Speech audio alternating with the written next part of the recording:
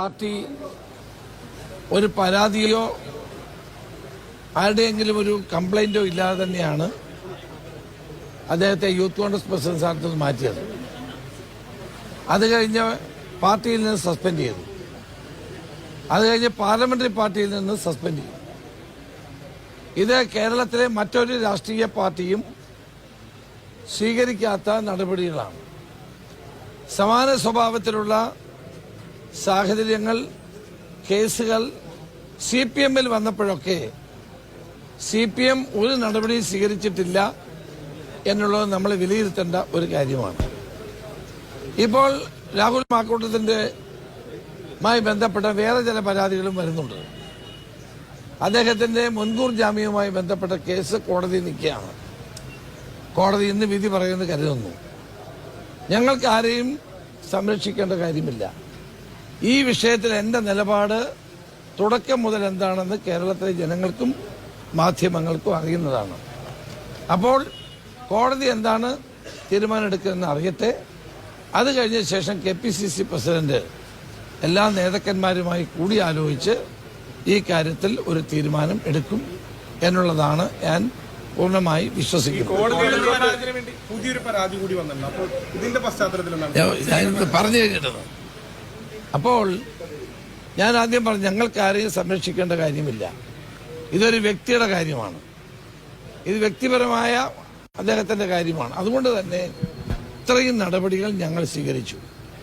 CPM സമാന സ്വഭാവമുള്ള കേസുകളിൽ ഒരു നടപടി പോലും സ്വീകരിച്ചില്ലെന്ന് മാത്രമല്ല, അവർക്കൊക്കെ പ്രൊമോഷൻ കൊടുക്കുകയാണ് ചെയ്തത്. അപ്പോൾ ഞാൻ പറഞ്ഞല്ലോ, ഇപ്പൊ കോടതിയിൽ മുൻകൂർ ജാമ്യ അപേക്ഷ വരികയാണ്. അത് കോടതി എന്താ പറയുന്നത് നോക്കട്ടെ. അത് കഴിഞ്ഞ ശേഷം പാർട്ടി നേതൃത്വം അക്കാര്യത്തിൽ യുക്തമായ നടപടി എടുക്കും എന്നാണ് എന്റെ വിശ്വാസം. ജാമ്യം നിഷേധിക്കുകയാണെങ്കിൽ MLA സ്ഥാനം രാജിവെക്കാൻ ആവശ്യപ്പെടുമോ? അല്ല, നിഷേധിച്ചോ? വെയിറ്റ് അത് നമ്മൾ പുതുതായി വന്ന പരാതി എങ്ങനെ കാണുന്നത്?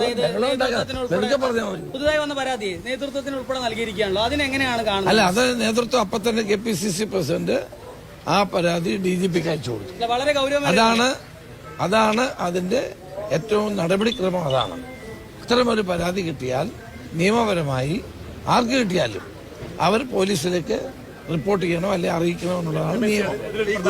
പാർട്ടിയെ വിശ്വസിച്ചാണ് ഇത്തരത്തിൽ പാർട്ടിയുടെ പ്രധാനപ്പെട്ട സ്ഥാനത്തിരിക്കുന്നവർക്ക് ഒരു പെൺകുട്ടി പരാതി നൽകുന്നത്. സ്വാഭാവികമായി ഇപ്പോഴും സസ്പെൻഷനിൽ മാത്രമാണ്, പ്രാഥമിക അംഗത്തിൽ നിന്ന് പുറത്താക്കിയിട്ടില്ല. അത്തരം നടപടികൾ കൂടി സ്വീകരിക്കേണ്ടതല്ലേ എന്ന പ്രധാനപ്പെട്ട ചോദ്യം അവിടെയില്ലേ? അവൻ ചോദ്യമില്ല. ആരും ചോദ്യമുണ്ടോ? എവിടെ ചോദ്യമുണ്ട്? ഞങ്ങൾ ഇത്രയും നടപടി സ്വീകരിച്ചില്ലേ? CPM-ലുള്ള എത്ര MLA-മാരുടെ പേര് ഇത്രയും കേസുകളുണ്ട്. എന്തെങ്കിലും നടപടിയുണ്ടോ? പാർട്ടി കോടതിയല്ലേ അന്വേഷിച്ചത്? തീവ്രത അളക്കുകയല്ലേ ചെയ്തത്? കേരളത്തിലെ രാഷ്ട്രീയ രംഗത്ത് ഏറ്റവും ശക്തമായ നടപടി ഇക്കാര്യത്തിൽ സ്വീകരിച്ച കോൺഗ്രസ് പാർട്ടിയാണ്. അതിനുള്ള ആർജവം ഞങ്ങൾ കാണിച്ചു. ഞാൻ പറഞ്ഞല്ലോ, എന്റെ നിലപാട് എന്താണ് ഈ കാര്യത്തിലെന്ന് മാധ്യമങ്ങൾക്കും ജനങ്ങൾക്കും വ്യക്തമായി അറിയാവുന്നതാണ്. അപ്പോൾ പാർട്ടിക്ക് ചില നടപടിക്രമങ്ങളുണ്ട് കാര്യത്തിൽ. കോടതിയുടെ മുമ്പിൽ ഇപ്പൊ ഇരിക്കുകയാണ്. കോടതി എന്താണ് പറയുന്നത് നോക്കട്ടെ. അത് കഴിഞ്ഞാൽ അതേ സംബന്ധിച്ച് എന്ത് വേണമെന്ന് പാർട്ടി കൂടി ആലോചിച്ച് തീരുമാനിക്കും. പറഞ്ഞത് പുകഞ്ഞ പുള്ളി പുറത്തേക്ക് എന്ന കാര്യം പറഞ്ഞിട്ടുണ്ട്. മാത്രമല്ല, ഇത്തരത്തിൽ നിരവധി പരാതികൾ KPCCക്ക് മുൻപും ലഭിച്ചിട്ട് യാതൊരുവിധ നടപടികളും എടുത്തില്ല. K. സുധാകരൻ പ്രസിഡന്റായ സമയത്താണ് ഇത്തരത്തിൽ പരാതി കൊടുത്തത് എന്നും അറിയാൻ വേണ്ടി സാധിച്ചിട്ടുണ്ട്.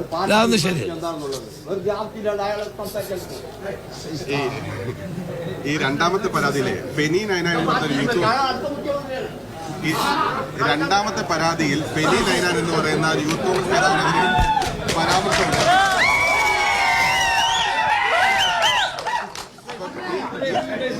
ഫെനി നൈനാൻ നിലവിൽ UDF-ന്റെ സ്ഥാനാർത്ഥിയാണ്. അപ്പം